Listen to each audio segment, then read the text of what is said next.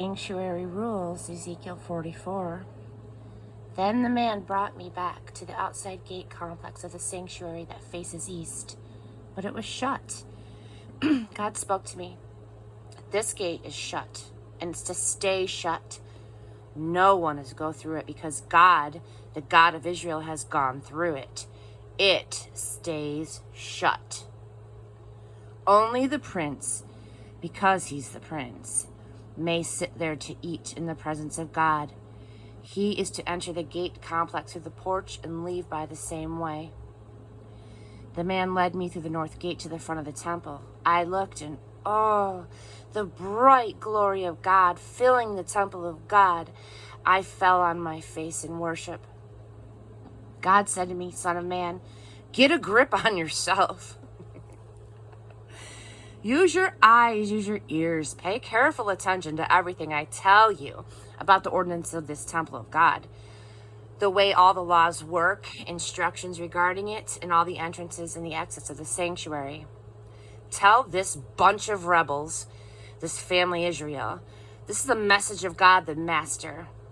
No more of these vile obscenities, Israel, dragging irreverent and unrepentant outsiders, uncircumcised in heart and flesh, into my sanctuary, feeding them the sacrificial offerings as if it were the food for a neighborhood picnic. With all of your vile obscenities, you have broken trust with me, the solemn covenant that I made with you. You haven't taken care of my holy things. You've hired out the work to foreigners who care nothing for this place, my sanctuary. No irreverent and unrepentant aliens, uncircumcised in heart or flesh, not even the ones who live among the Israelites, are to enter my sanctuary. The Levites who walked off and left me, along with everyone else, all of Israel, who took up with all the no-God idols, will pay for everything they did wrong. From now on, they'll only do the menial work in the sanctuary, guard the gates, and help out with the temple chores, and also kill the sacrificial animals for the people and serve them. Because they acted as priests to the no-God idols and made my people Israel stumble and fall, I've taken an oath to punish them. This decree of God the Master, yes, they'll pay for what they have done. They're fired from the priesthood. No longer will they come into my presence and take care of my holy things. No more access to the holy place. They will have to live with what they have done, carry the shame of their vile and obscene lives. From now on, their job is to sweep up and run errands. That's it.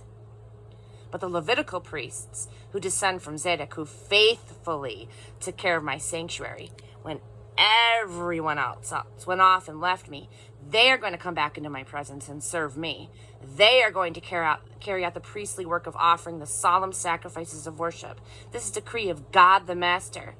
They are the only ones permitted to enter my sanctuary. They're the only ones to approach my table and serve me, accompanying me in my work.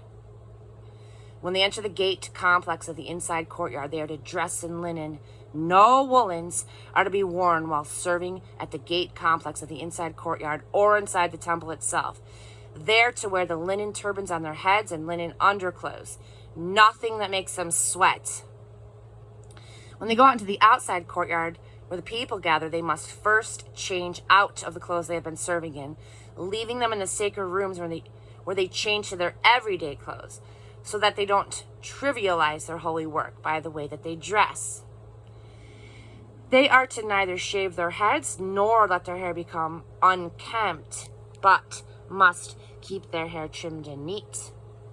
No priest is to drink on the job, no wine while inside the courtyard. Priests are to not marry widows or divorcees, but only Israelite virgins or widows of priests. Their job is to teach my people the difference between the holy and the common, to show them how to discern between unclean and clean. When there's a difference of opinion, the priests will arbitrate. They will decide on the basis of my judgments, laws, and statutes.